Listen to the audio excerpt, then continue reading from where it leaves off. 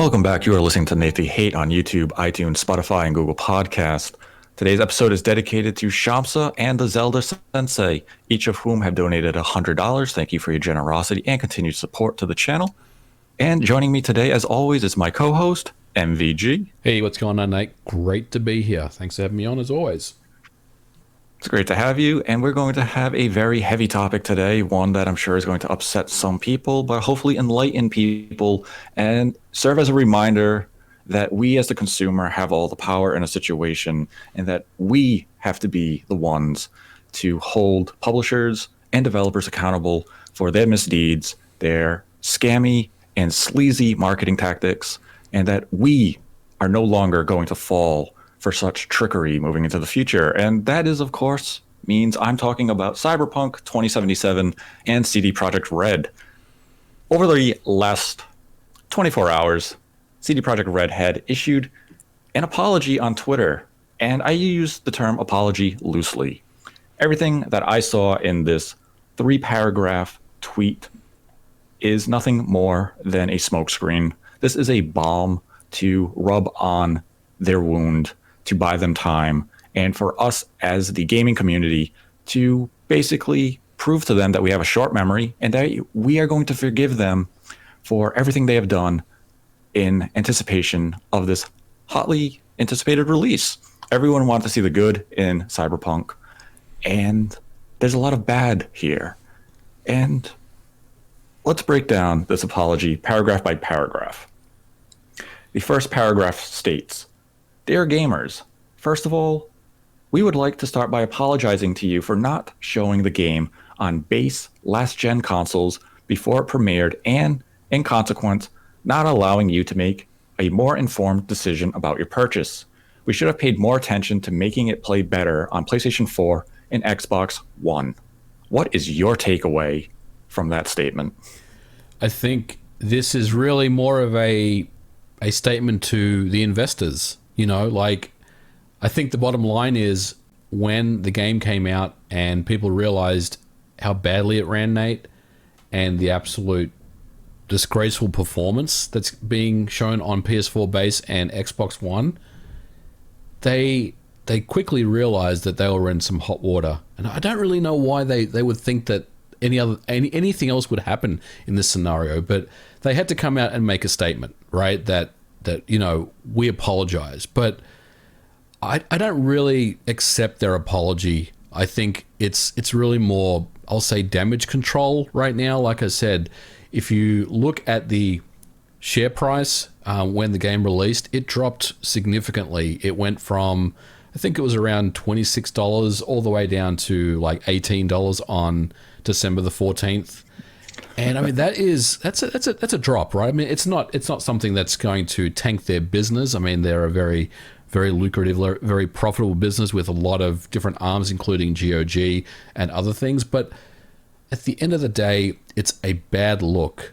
The shareholders, the investors responded, you know, not very favorably. They're asking questions. What's going on here? What's happening with this release? You told us that this release was running well, you know, during that investor call that happened, you know, previously.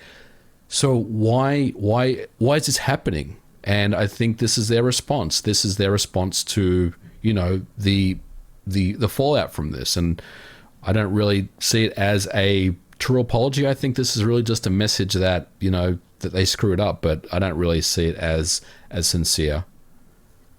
Yeah, it's definitely not a sincere apology, because in their apology, they literally say, we should have paid more attention to making it play better on PlayStation 4 and Xbox One.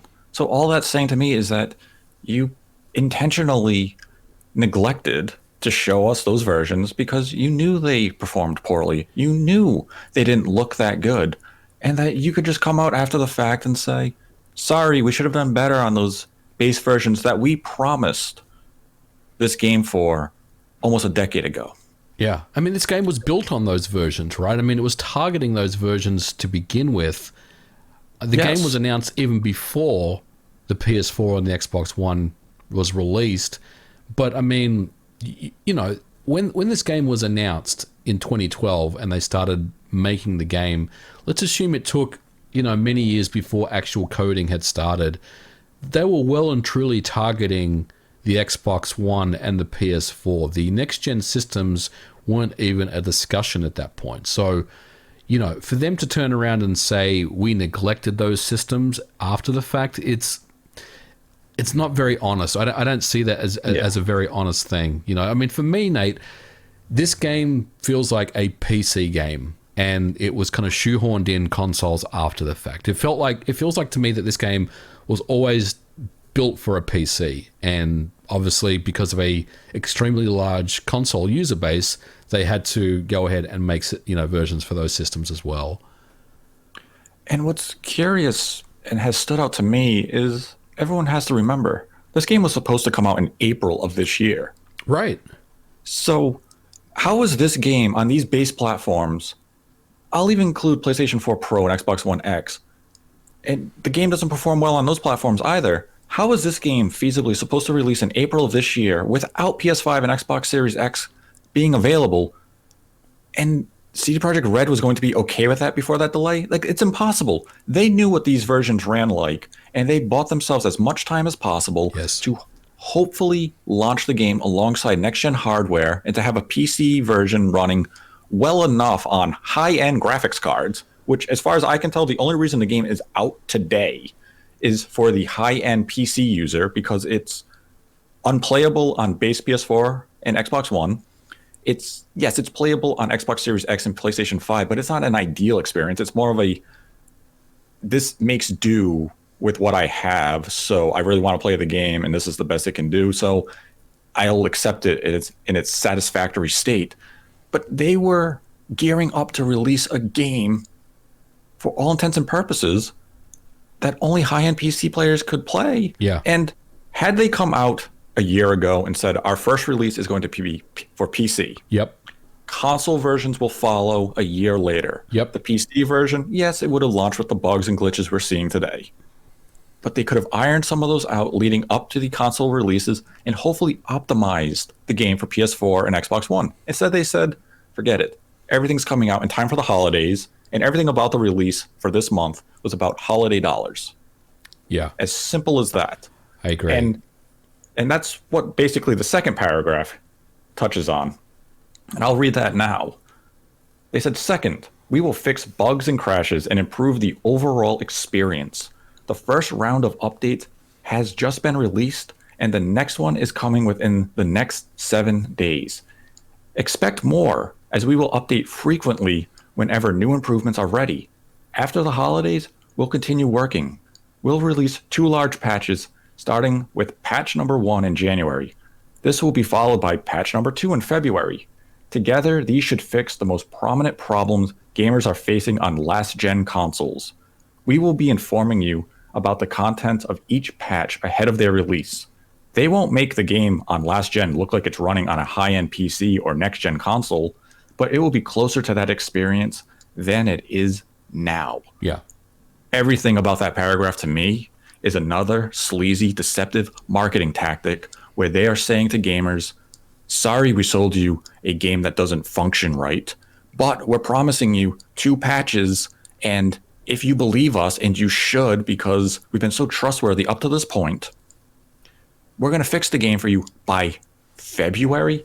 But there's one phrase there that stands out to me, and it's this. The problem gamers are facing on last-gen consoles. Why don't you specify? Why don't you say base PlayStation 4 or Xbox One? Because last gen includes PlayStation 4 Pro and Xbox One X, and there's nothing about the second paragraph that gives me confidence that the Xbox One and PlayStation 4 version of this game is going to run well. Right. Absolutely. Yeah, I mean, you nailed it. I couldn't have said it better myself, Nate. I mean, the more I see this and read into this, the more pissed off I get about it. Like, it really is just the most piece of deceptive marketing I've ever seen from a video game company. It's unbelievable how this is played out.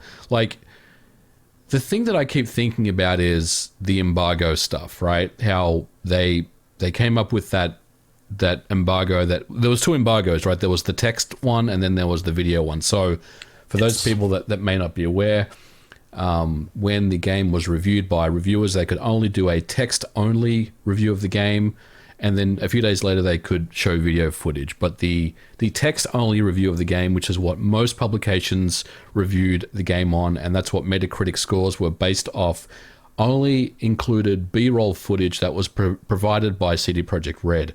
And now that you go back and think about that based on this information, it makes sense as to why they did that. You know, like they didn't want to have that Mass Effect Andromeda situation happen again, right? Where there were all those memes of, you know, bugs and clipping issues and bad animations and T-poses and all that stuff. All that stuff is here now, but it wasn't here when reviewers were putting their final scores on the game and giving it a, you know, a 90% or a 100% or a 10 out of 10, whatever.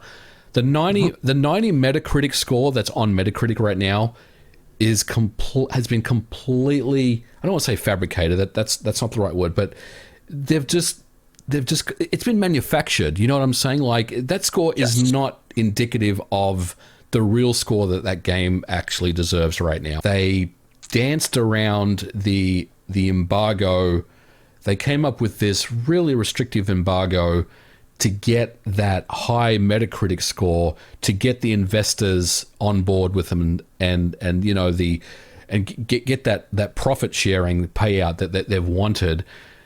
But the reality is this game is an absolute broken mess. You know, the majority of people that are playing this game on console aren't having a good experience on it, and that's the reality of it. And many people now, you know, are looking at CD Projekt Red asking, well, what the hell's what's happened here? You know, you told us that this game was going to run great everywhere, but it's not. And look, as far as the patches are concerned, I think they have to fix this game. You know, like we talked about this on the Spawncast recently, that there were some questions about, well, you know, what are they going to do about the base PS4 version of the game? They have to fix it. I mean, they have committed to this platform, so they have to fix it. They have to make it work for the base PS4. Now, whatever they do to make it work better, I'm not sure. I don't know if they're going to just do enough to get it running at an acceptable level of performance and then just leave it at that. But they have to do something. But I think the sad part is the human side of this, Nate, and that is, you know, we've talked about crunch and things like that on the show before. We've had you know, a developer on the show discuss his story with crunch, and we know that CD Projekt Red is no stranger to it, with a lot of articles written about their crunch culture. It's just going to continue. I mean, we're pushing the cart down the road type of thing. It's these poor developers are going to be working through December, through January, through February to get these patches ready. So, you know, what was the urgency to get this game out in December all of a sudden? You know, I think your point about releasing the game initially on PC and then dropping it on consoles after the fact, I think that's the right way that they should have approached this. You know, they should have released it on PC. All the bugs would have still been there, but they would have fixed it, and then by the time that the console versions were ready, it would have been a much smoother experience, and I think it would have been a lot better for them in the long run. Yeah, I completely agree with that, because right now the only people who are having I'll say good experience with the game are high-spec PC users. Yeah, absolutely. And that's a very small market of people. Everyone else had been anticipating this to play on their PlayStation 4 or Xbox One, or maybe now their PS5 and Xbox Series X, which is still a very small number of people. Those systems are supply constrained.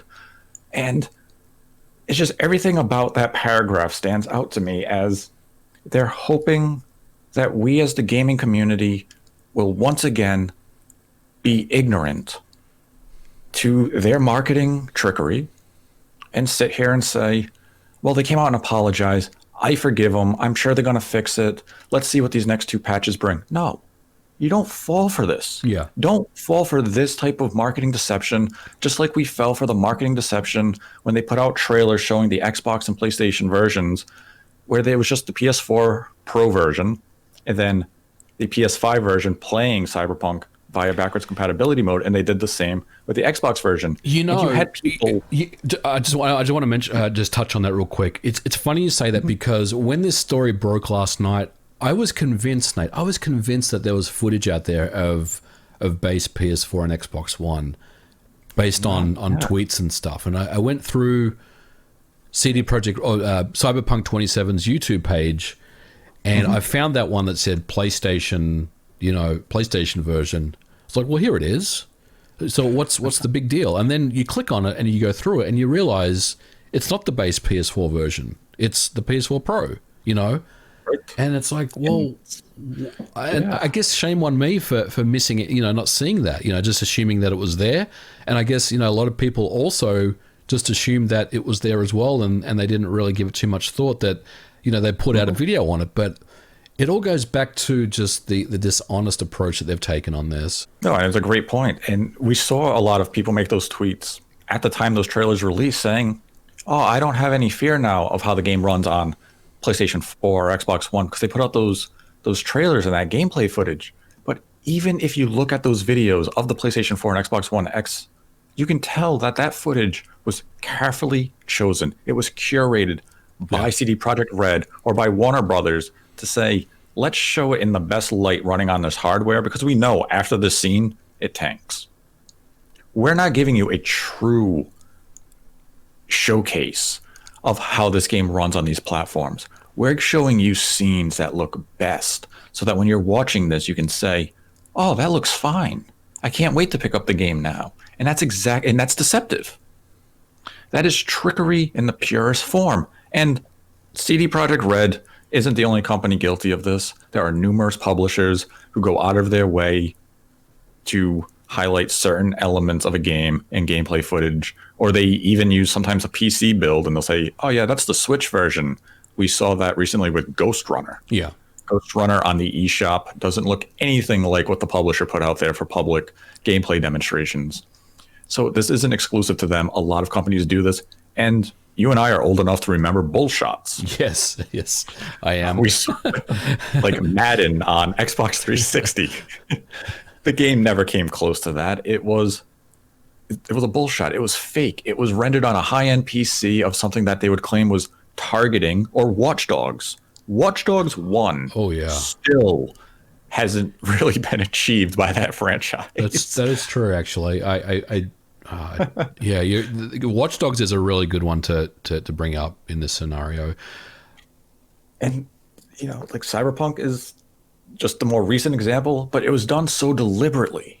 This was done so intentionally. What do you think the harm is if they delayed the game again, other than just, oh, look, here we go again, which I mean, how bad is that really? Like if they did drop the PC version, last week and they said, look, we need 6 more months on the console version, people would have been annoyed about it. But I think it was the right move to make. Why wouldn't they do that? Do you think this is they needed to collect their their goodwill and their big fat bonuses from investors, or do you think there's something more to this? I'd say it's a mixture of the two. We know that they already had a marketing deal in place with Microsoft, and that's probably something you're not going to want to give up that money. That had to be a multi-million, $100 million type of deal, and that's a lot of money to to any company. And if I'm those investors, this is a game we've been waiting for years. If you're an investor, you guys, you're making this game. We're waiting for that major revenue stream to come in from this big ambitious project you keep promising. Had they just come out with the high-end PC version last week, it still would have sold millions. It would have sold well on PC.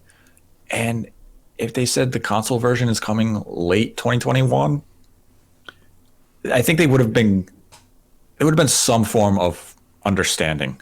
But for the optics of 3 delays in a single year, it would have looked bad. Yeah. But had the game launched on PC in let's say a slightly better state than it has, you could have potentially built up positive word of mouth. Like, yeah, the game is buggy, but due to the scope of the game, it's kind of expected. You would have had that type of dialogue happening, like we see with any game of this genre type, be it The Witcher 3, Skyrim, we'll probably see this similar type of conversation happening with Starfield. Yeah. But all of a sudden, let's say the roadmap remains the same. There was a major patch in January, another patch in February for the PC version, and let's assume the best here. February, that patch fixed everything on PC. People would be saying, cool, when this game comes out in November for PlayStation 4, Xbox One, PS5, and Series X, we're going to get a pretty good version of the game. Yeah. And that could have benefited them. They didn't go that route. Instead, we got two versions of a game that make Switch ports of current gen software look high end. And we're playing this game in backwards compatibility mode on our next gen systems because the next gen versions aren't even ready yet. Yeah. And there's still problems even there. This game has no right being on consoles right now. I think it has absolutely no right. You're absolutely right, Nate. I mean, I think that's the part that really gets me the most is that other than the PC version, it doesn't seem like there's a clear path for a good console version. Sure, you can get away with playing it on your PS5 and Xbox Series X via brute force, but they're in no way optimized to take advantage of any next-gen features, which, look, you can give them a pass for that, especially considering the extremely tight timelines they've had to get this game out. But I think the biggest surprise to me is, you know, the One X and the PS4 Pro builds don't really run very well either. So it's like they focused all their attention on the PC version, and the console versions were kind of an afterthought. And, you know, here we are talking about this now. Now, you know, poor people are left with a broken mess of a game, which I just, you know, I don't think is right. Yeah, I mean, nobody should be stuck with this broken game because of these really bad marketing tactics by this company who has advertised this game for like years now. And I hate to use this term because it is a bit of hyperbole, but the Xbox One and PlayStation 4 versions of Cyberpunk 2077 in December of 2020 feels like a cash grab. Yeah, it is, right? I mean, it represents, you know, out of the 8 million pre-orders, you know, 40-something% pre-ordered on console. So out of that 41%, how many were base PS4 and Xbox One? Let's assume it's half of that, right? And even that's probably way too low. But I mean, that's a lot of people, you know, that pre-ordered this game. I mean, like this was a cash grab, pure and simple. They knew people had been excited for it, and generally speaking, unless you happen to get a PlayStation 5 or an Xbox Series X, there really wasn't that major holiday release this year aside from Cyberpunk. So this was the game people were looking to. Let me ask you a hypothetical. Let's say you invested in CD Projekt Red. You're a shareholder. Let's say you put in, you know, $100,000 and bought shares in this company. So you had a stake in this company, right? Albeit a pretty small one. But you were actively involved in the shareholder calls and everything. How would you be feeling right now? I mean, as a shareholder, I mean, even though the share price has dropped, I mean, there's no cause for concern. But how would you be feeling as a shareholder watching all this go down? Would you be wary of management at this point, or would you be concerned, or would you suggest anything that they should do to, you know, to change things? What would you say to this? I would want answers, because on the next shareholders call, I would bring up the point that earlier this year, when asked how the Xbox and PlayStation 4 versions of the game were running, I was told they were running surprisingly well. And from the now in reality demonstrations that I've seen, I can tell this was a lie. So you lied to us. You lied to your shareholders. You have deceived us just as much as the consumer. And I would demand answers of what happened here. And I don't want to hear, we ran out of time. You didn't run out of time. You chose to release this game. Yep. And that's why I would want answers from them. I'd be very disappointed in my investment, but I know the response from the company is going to be, we have the patches. Yeah. Patches, it's a patch to fix a problem. But the hull of the Cyberpunk 2077 ship needs a lot more than a patch. Yeah.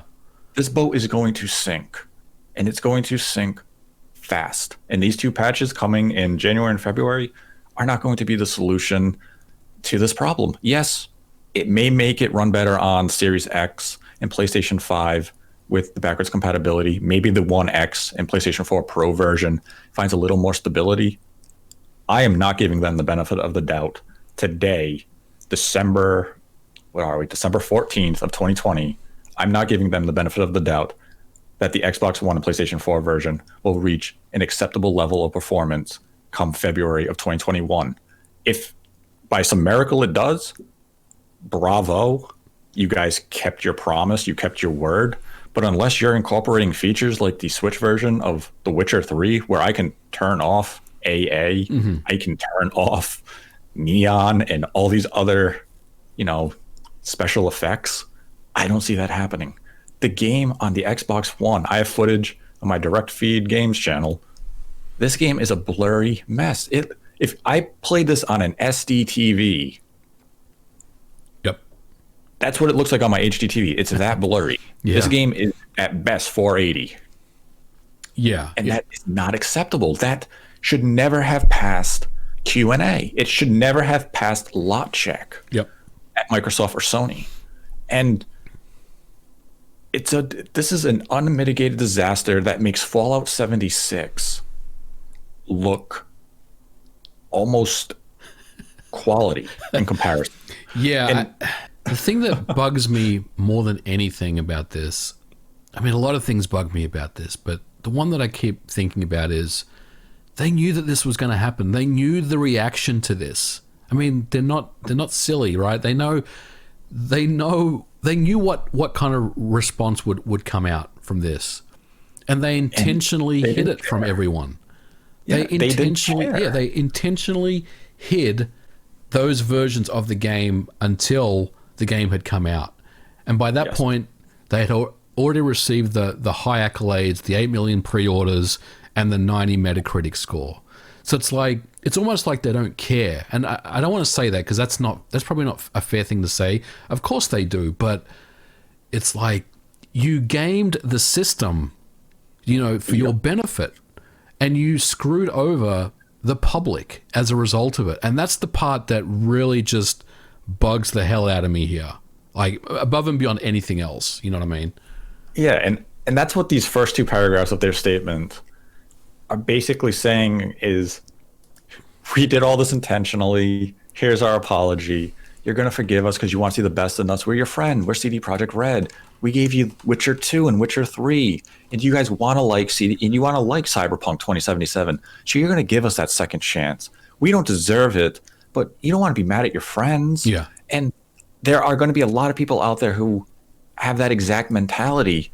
And that brings me to the third paragraph of their statement, where they concluded with, finally, we would always like everyone who buys our games to be satisfied with their purchase. We would appreciate it if you could give us a chance. But if you are not pleased with the game on your console and don't want to wait for updates, you can opt for a refund for your copy.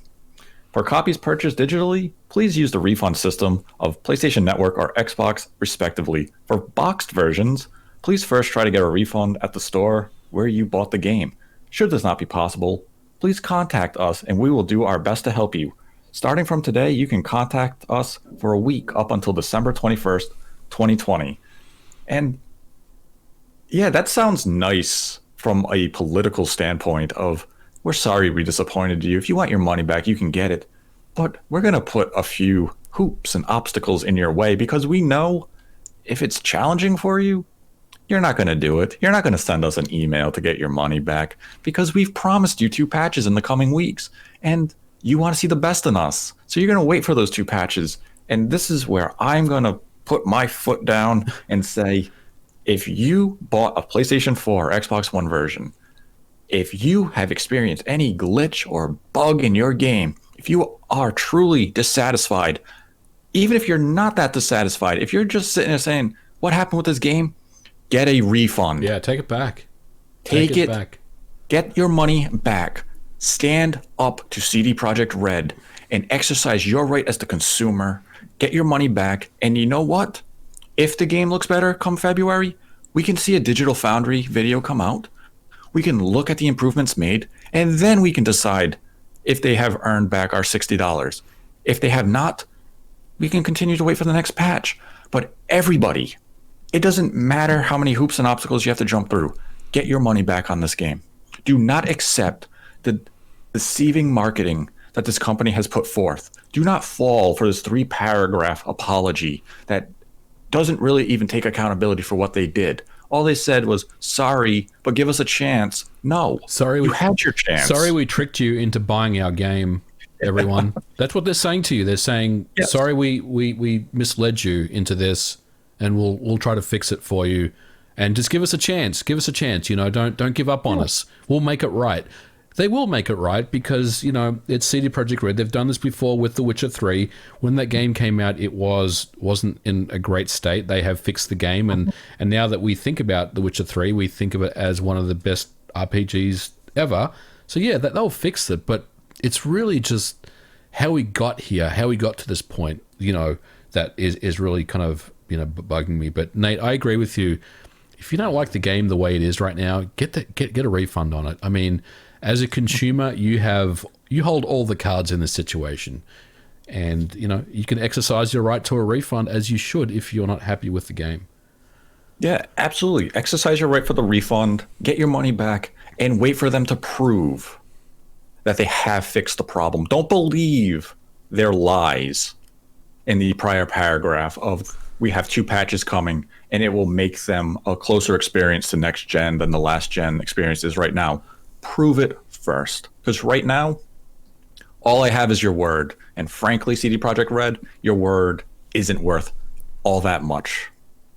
Yeah, I mean, see, for the entirety of 2020, I'm expected to believe you because you wrote a nice little 3-paragraph political apology of, if you really want a refund, you can get it, but please, sir, give us another chance. No, you ran out of chances. What do you think about the management at CD Projekt Red? Do you think that some changes need to happen as far as, personnel changes? Do you think Adam Badowski is someone that can lead that company? Or do you think maybe after this there will be some changes? I think if we see any changes, it's going to come after the February patch. Yeah. It's going to be, let's get these 2 patches out. If we're still having significant problems, then we're going to see some sort of management change. But right now, if you act, it might look a little too hasty. And it'd basically be them looking for a fall guy to say, oh, Adam's out. It was his fault. Yeah.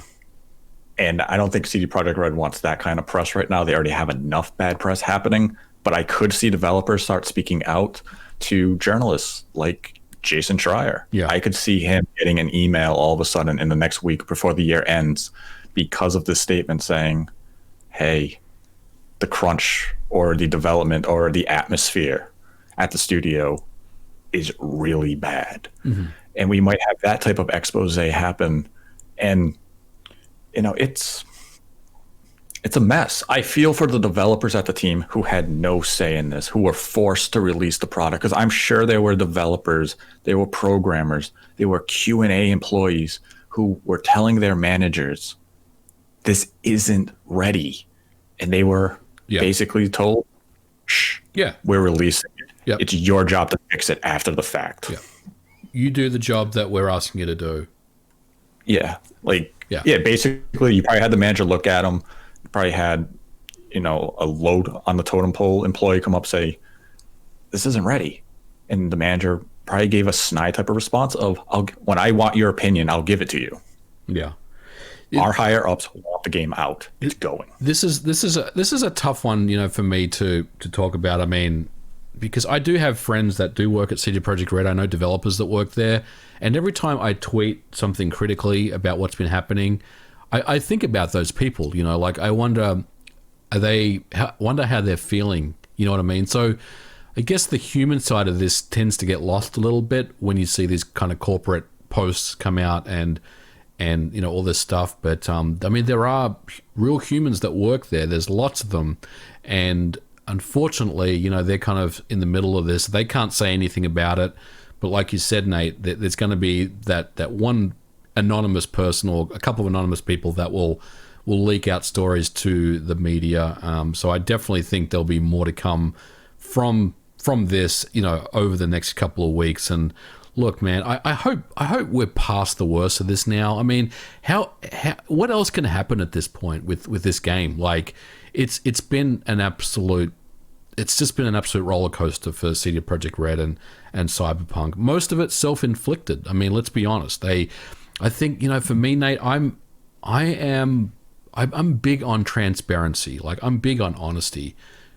I'm big on looking someone directly in the eye and just telling them, the honest truth about something. And the honest truth is this game needs another 6 months. When Halo was delayed a year, a lot of people were like, man, 1 whole year? How bad was that game? The game wasn't even ready. And it probably wasn't, right? But I think it's also a very strong move. It's a good move by Microsoft to come out and delay it for as long as it needs to be, rather than them saying, we're going to delay it till March, and then, stay tuned for more info, when they were never going to get to that point, right? And it seems like these iterative delays that CD Projekt Red brought out this year, well, they were just kind of, like I said, they were just moving the cart down the road. They weren't really addressing the issue here, and that is they are a long further away than what we all thought they were, because they told us that it was almost there, and needed a bit more polish.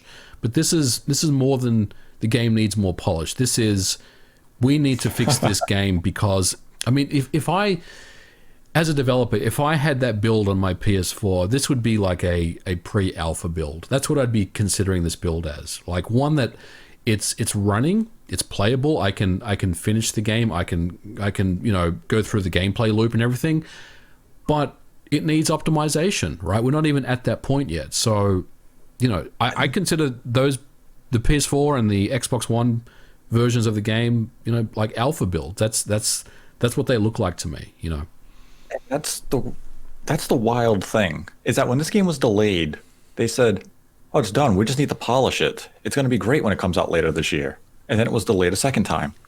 Where's the polishing? Right. Where was the optimization that you guys said way back in April that you were doing to lead up to the November release? What happened to 6+ months of polishing and optimization? Because if this is the result, then this game's state back in April had to be an unmitigated disaster. Yeah. There was no way the game was ever launching in April of this year.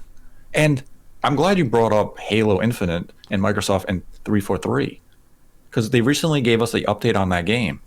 And everything I read in the interview process of them describing how they viewed the demo that they released in July, how they analyzed it, what they learned from it, and how they said, we're going to delay the game a year. That is a industry practice that I can respect. Absolutely. I want to see that happen. Everything's said. It's great. And as the head of 343 came out, so I've played through the game twice. I loved what I played, but everything, all the critique was correct. The lighting was flat. We needed better textures. We needed to improve some of the animations. They said, in the work we have done since July to now, early December, late November, that we've improved the engine in tons of ways. And it says to me that they were looking at it saying, we could have launched the game this year, but we as the studio looked to ourselves and said, we can do better.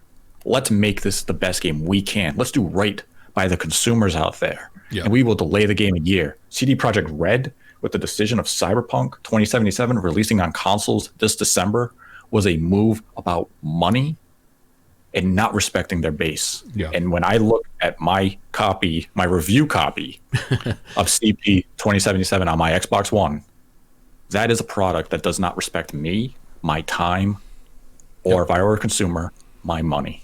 Yeah, you nailed it. Absolutely. I want to see more game developers be more honest about things. And delays. Look, I've said this before. Making games, shipping games is one of the hardest things you can do. It's almost impossible to ship games. There's so many factors against you from the get-go, and then coupled with CD Projekt Red's situation where they have to support every console that's out right now, including last gen plus PC. it makes it even worse, right? I mean, no one is questioning that, but it also just tells me that they could have been a lot smarter about how they delivered this product to people.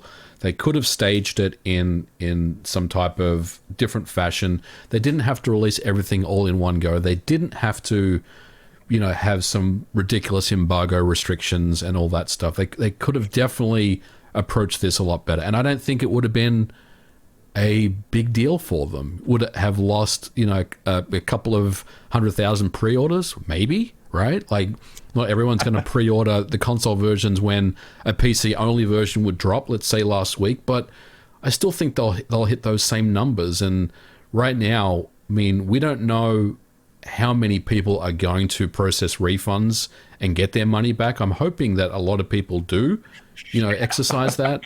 A lot of people may just say, I'm just going to wait until the game gets better. And that's fine. As a consumer, it's your right to do so. You can do whatever you like. But I do hope that people do, think about this one, because this one feels a lot different than any other situation that's happened in the past. And look, I think we're always going to get to this point with video games. This was coming, right? Like, we knew that embargoes are starting to get so restrictive now, and they do that just to maximize sales and maximize review scores and everything. But hopefully the industry will take a look at this and do a full post-mortem on the whole thing and say, look, where did we screw up here, and what do we need to do to get better? And on that note, I have a question for you, and this may be a little, I don't want to say controversial, but it's an interesting one, and that is we've kind of slammed CD Projekt Red for the last 42 minutes, but what about reviewers, right? So we know that embargoes were signed by big publications like IGN, Kotaku, all the big players.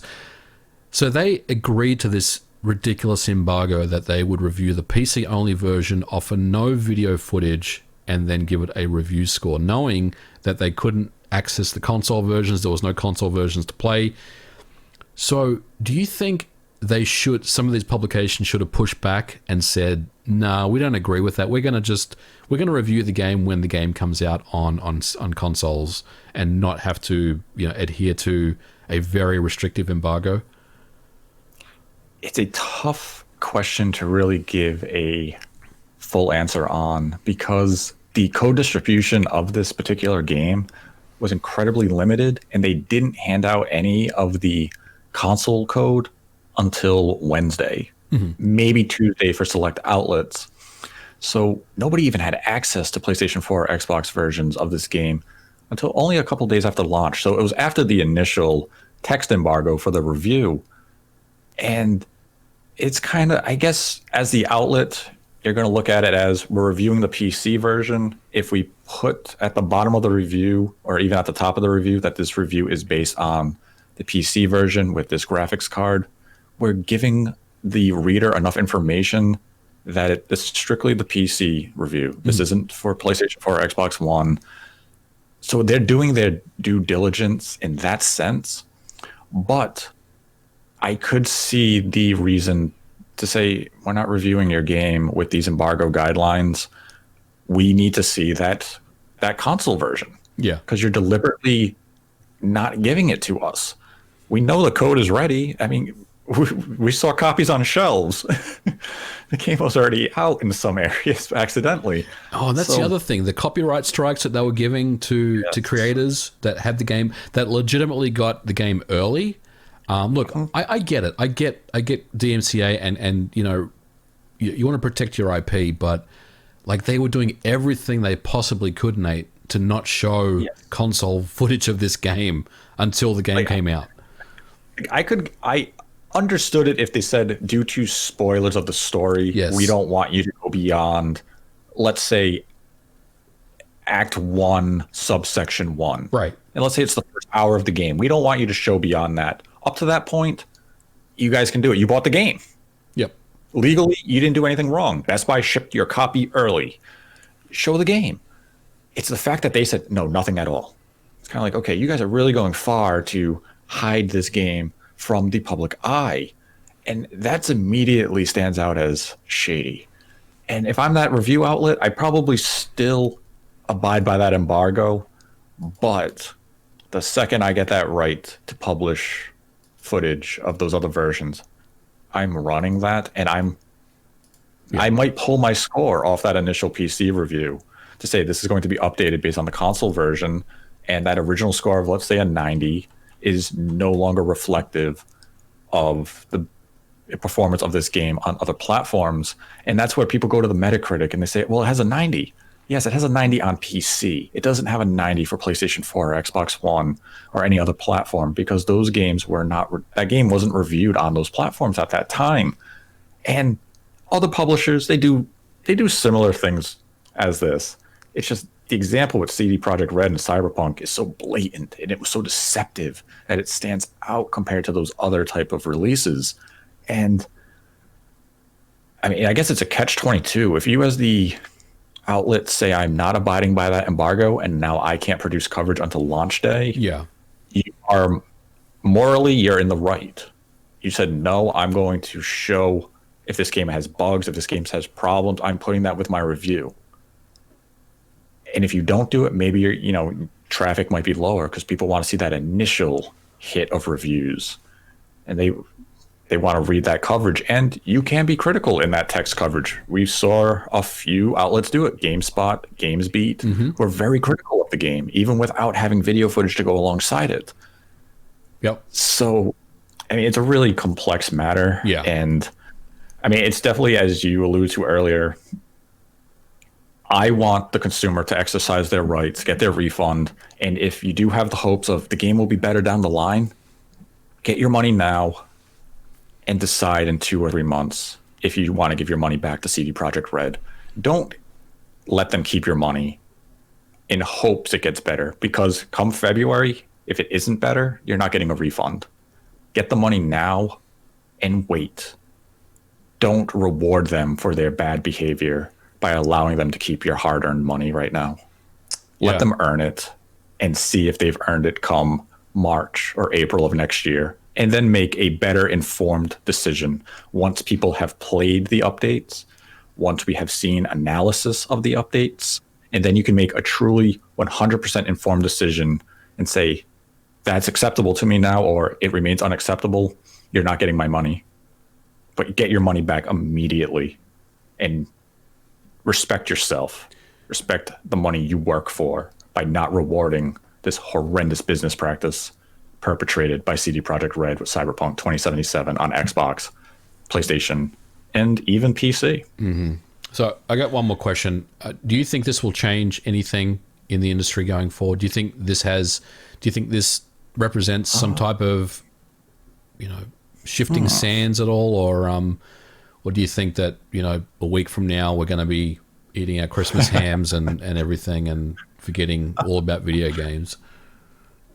People, especially gamers, we have short memories. We are in that moment when there is that controversy or that outrage, but the second something new hits that's to hype up, we forget that previous outrage. So in this case, the best case scenario of change I could see is maybe certain publishers will now hesitate in announcing projects too far in advance. Do that Nintendo idea, or even kind of the Sony idea of, we can wait till about 8 months before release to announce a game. That way, we're not going to hit these significant delays. We're not going to overhype or oversell what we have. And I'd say that's the best case scenario, but I think largely we're not going to see any meaningful changes, because this is an industry built on hype. Yeah. It's built on false promises. It's built on bullshots of, look at this amazing thing we want to sell you. And that's what the consumer gets excited for. That's what the consumer wants to see. And these publishers know that. And that's why CD Projekt Red did exactly what they did with this game, where they released these trailers using high-end PC footage, and then at the end of the trailer said coming to Xbox One, because the consumer would look at that trailer and say, wow, that looks amazing. Even though there's a little caption at the bottom in a 0.2 font saying not representative of Xbox One gameplay, we ignore that. We look at the flashy. We see the, we see all that excitement on the screen. Mm-hmm. And maybe now you'll just have, I think first-party companies have the most to learn from this. Yeah. Where they want to be more honest and open with the consumer But third parties, I think we're still going to see deceptive marketing tactics. We might see a few come out and say, they might give a pledge that we're going to be more transparent, but a lot of that's just in the moment pandering. And I hope CD Projekt Red takes all this to heart. I hope when they are hit with 1 million plus refund requests, that they take the time to say, we have to learn from what we did. We can't do this again, because they still have a lot of goodwill on their side. Some of it is earned. Some of it is just blind hype because they are a big developer and big publisher. But this is where the consumer has to step up. If we don't want to be treated so poorly by these corporations, we have to come out, and now we have to demand our refunds. We have to demand better from them. And this is the prime opportunity for us to do it. So go out there, use your voice, get your money back, and say, you're not getting it back until you prove to me that this game is worth my money. So stand up, demand your right, exercise your right, and make CD Projekt Red deliver. And if not, sorry, you guys, your game bombed. Yep. Agree. Absolutely. Absolutely. I mean, I think we've covered it. It's a very unfortunate situation. But yeah, I mean, as a consumer, you hold the cards. So if you want that refund, it's available. Go out and get it. If you want to wait and see if the game gets fixed, which I think it will, just a matter of time as to when, you can do that too. But for me, I just hope that we do learn from this. That the industry does look at this as a moment in time and say, we can't do this again. This is not acceptable. We have to be better. Yep. And I think aside from the publisher, the consumer can also learn something of, don't pre-order based on hype. Yeah. We're kind of out of that age of having to pre-order a game. You can walk into a store, they're going to have plenty of copies. You don't need to pre-order a game. And maybe this is a change that we could see on the digital front of you can preload a game without having to pre-order it. And once the game is released and you go to activate it, that's when you finish the buying process. Because a lot of people seem to purchase a game on digital platforms or pre-order the game because they just want to preload so they can play the game immediately. So maybe we see that type of option be implemented by Sony, Nintendo, or Microsoft of preload the game without the necessary pre-order, and then you can make your decision on launch day of whether or not you actually want to complete the transaction. Because refunds on digital platforms is still quite cumbersome, and Sony and Microsoft are being an obstacle right now with digital refunds of Cyberpunk 2077 on those platforms, because they're saying, well, the game's not broken.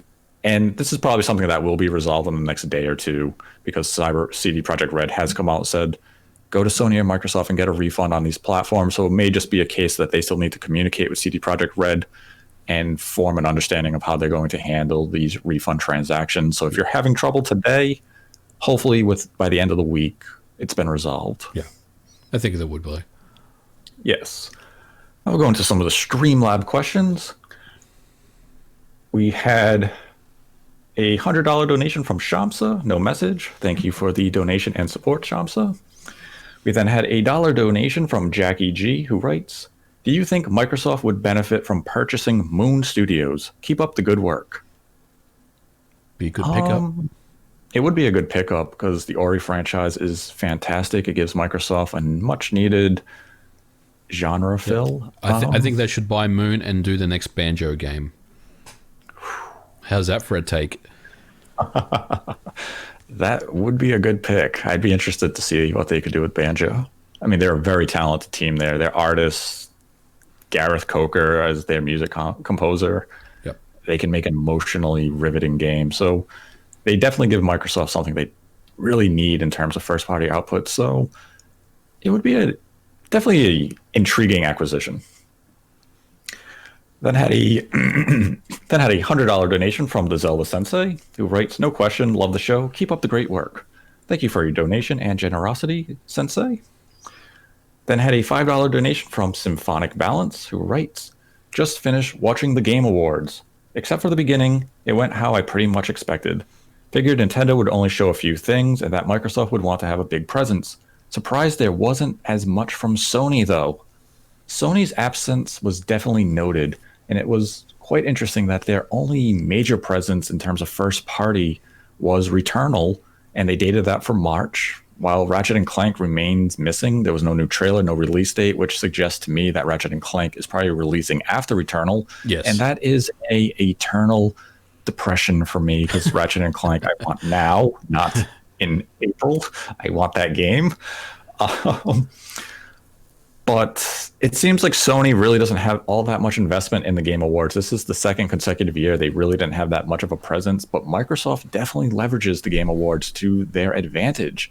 And I wouldn't be surprised if that continues moving forward. And Nintendo, they just kind of do it if they have something in the immediate future. Yeah, Like, I thought Sony didn't have a big showing either, and I kind of predicted it on our last show that I felt like they would probably be mostly quiet. But I did, Nate, to your point, expect to see a Ratchet trailer at least. So hopefully we'll hear more about that, in January or February next year. yeah, hopefully Sony has like a state of play because I think their next release is Destruction All Stars in January, which is coming to PlayStation Plus, and then after that, their next dated PlayStation 5 game is Returnal. So they definitely have a lineup to fill in terms of PlayStation 5 releases, and that goes for Microsoft and Nintendo as well. They have to fill their early half of 2021. Nintendo has a little more with Persona 5 Strikers, Super Mario 3D World, Ghost and Goblins, but Sony definitely has to start communicating a little bit more. Then had a dollar donation from Hazed. Writes, love the content. Do you think anything related to Kid Icarus might be happening soon? No, I think Icarus flew too close to the sun and his wings have melted, and we're going to be waiting a little more before the wings form again for him to take flight. I would agree with that. Very well said, by the way. Dropping a little bit of Mythology. In there, yeah. Then had a dollar donation from Liam Werner. Right, you guys talk about Crunch a lot, and one example I'm surprised you haven't brought up is Sakurai and Smash. Ultimate development started before Smash 4 DLC was done, so he's been working on Smash for 8 years straight, and it's put him in the hospital 4 times. The topic matter of Sakurai and Smash is a very complex one because Sakurai is technically a freelance developer on the project. Nintendo doesn't have direct control over what his input is, and a lot of the time Sakurai is working under his own accord. It's not being dictated by Nintendo or Bandai Namco. It's Sakurai being Sakurai. And that's kind of the thing with Crunch, where if you as the employee want to work that 100-hour week, you have that free will to make that decision. Crunch is when it's mandatory and it's being dictated by your higher ups and you have no say in it. So if Sakurai wants to work all those hours and that's his passion, it's through his own volition. But every studio, Nintendo as the example here, every development studio has crunch to a certain degree, and it's just a question of how extensive is it, how is it mandated. Right. So ultimate development is definitely a complex issue, and it's one we don't have enough intimate knowledge of. No developer has come out and said this is how it was handled. So all we can kind of do is speculate and look at Sakurai's own personal approach to a project. But I mean, I agree. I don't think Sakurai should be working himself to the point where he needs an IV drip or getting to the point of exhaustion where he's being admitted to the hospital because he's not sleeping because he's so focused on getting the character balance right to his game.